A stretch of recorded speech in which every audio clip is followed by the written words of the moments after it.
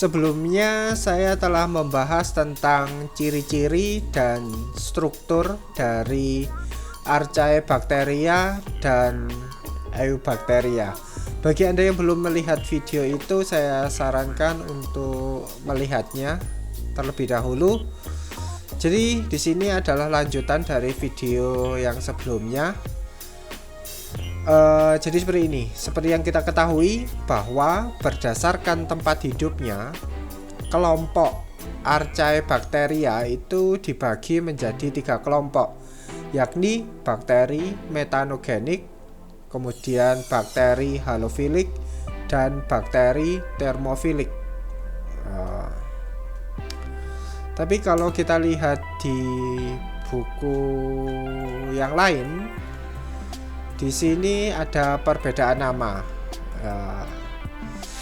Jadi yang pertama adalah metanogen, kemudian yang kedua adalah halofit ekstrim, kemudian yang ketiga adalah termoacidofil. Sekarang coba kita baca dari yang pertama, yaitu bakteri metanogenik, dan coba kita bandingkan antara dua buku ini. Yang pertama, bakteri metanogenik itu bersifat anaerobik dan kemoautotrof. Bakteri metanogenik ini memiliki metabolisme yang unik, yakni menggunakan H2 dan CO2 untuk membentuk metana atau CH4. Bakteri ini akan mati apabila di sekitarnya terdapat oksigen. Oleh karena itu, bakteri ini hidup di tempat-tempat yang mengandung sangat sedikit oksigen. Contohnya di tempat rawa-rawa dan tumpukan sampah. Sekarang kita coba untuk buku yang kedua, bagaimana penjelasannya. Metanogen. Jadi di sini buku pertama namanya bakteri metanogenik. Kemudian buku yang kedua namanya bakteri metanogen tanpa nik. Bakteri metanogen ini hidupnya bersifat anaerob, sama ya, anaerobik, atau tidak memerlukan oksigen. Kemudian heterotrof, dapat menghasilkan metan atau CH4. Nah, ini sama ya, membentuk metana. Tapi ini kok metan ya? Mana yang benar ya? Yang penting CH4 ya. Kemudian tempat hidupnya di lumpur, rawa-rawa. Kemudian saluran pencernaan anai-anai, rayap.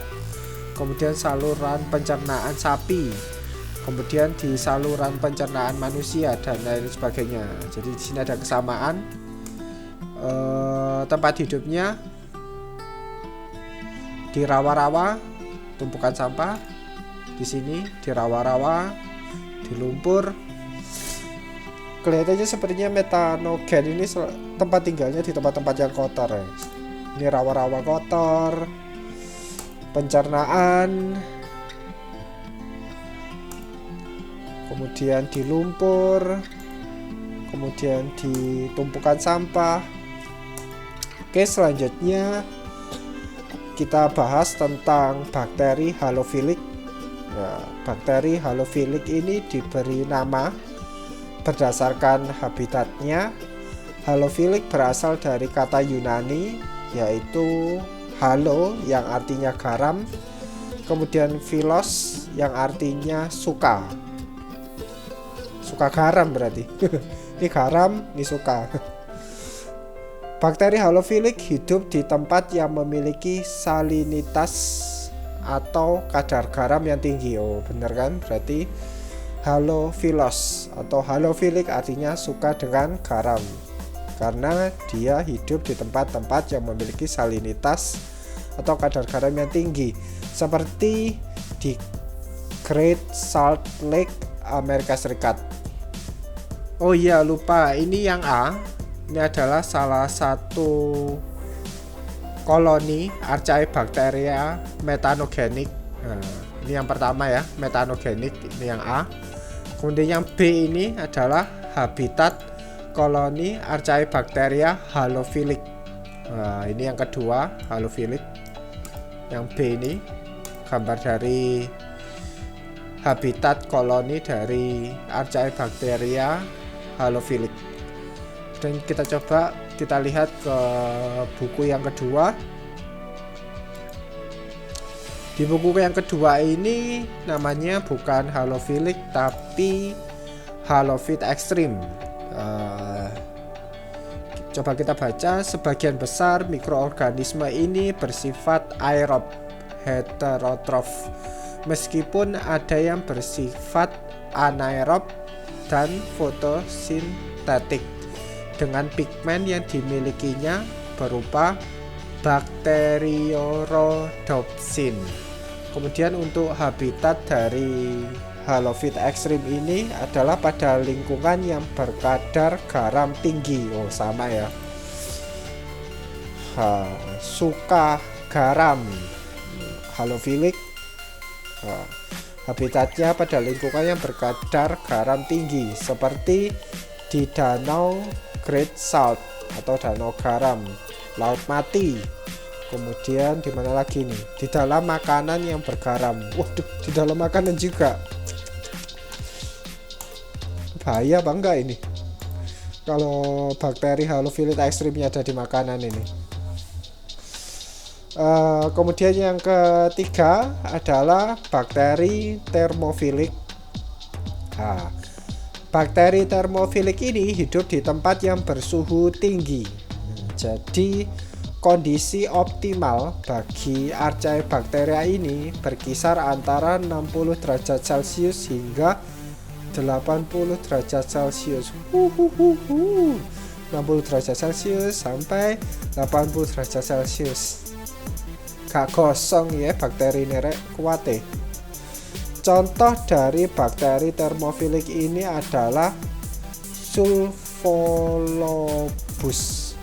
Sulfolobus ini hidup pada kolam geyser yang mengandung sulfur di kawah-kawah gunung, seperti di Taman Nasional Yellowstone, Amerika. Kemudian bakteri ini mendapatkan energi dengan mengoksidasi sulfur. Aktivitas dari bakteri thermophilic ini dapat menyebabkan warna hijau pada kolam geyser. Oh gitu. Ini gambarnya ini. Habitat koloni Archaebacteria thermophilic pada sebuah geyser. Ini. Tapi ini gambarnya kayak hijau ya, hitam putih. Soalnya bukunya hitam putih.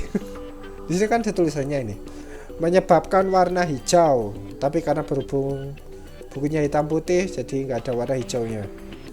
Oke, kita lihat di buku yang kedua. Di sini tertulis, jadi namanya bukan thermophilic tapi thermoacidophil. Archaebacteria ini merupakan organisme uniseluler, kemudian tidak berklorofil prokariot, kemudian hidup pada lingkungan yang ekstrim. Thermoacidophil merupakan mikroorganisme kemoautotrof yang dapat memanfaatkan H2S sebagai sumber energi. Thermoacidophil ini hidup di lingkungan yang panas, yaitu dengan suhu 60 sampai 80 derajat Celcius dan pH antara 2 sampai 4. Nah, ini sama ini ya. Hidup di lingkungan yang panas antara suhu 60 sampai 80 derajat Celcius. Di sini juga. Kemudian selanjutnya habitatnya yaitu di sumber air panas seperti Sulfolobus di Taman Nasional Yellowstone atau kawah gunung berapi di dasar laut. Ini juga sama ya. Yellowstone, kawah gunung berapi di dasar laut. Nah, ini Taman Nasional Yellowstone. Kemudian di kawah-kawah gunung sama ya. Cuma ada beda nama aja. Satunya bakteri thermophilic, kemudian satunya termoasidofil. Jadi di sini mungkin yang akan jadi pertanyaan, mana sih nama yang benar antara buku pertama dan buku kedua. Jadi di sini buku pertama mengatakan namanya adalah bakteri metanogenik. Kemudian yang kedua namanya adalah metanogen. Kemudian untuk bakteri halofilik buku pertama. Kemudian buku kedua namanya halofit ekstrim. Kemudian yang ketiga, buku pertama mengatakan namanya bakteri termofilik, sedangkan buku kedua namanya adalah termoasidofil.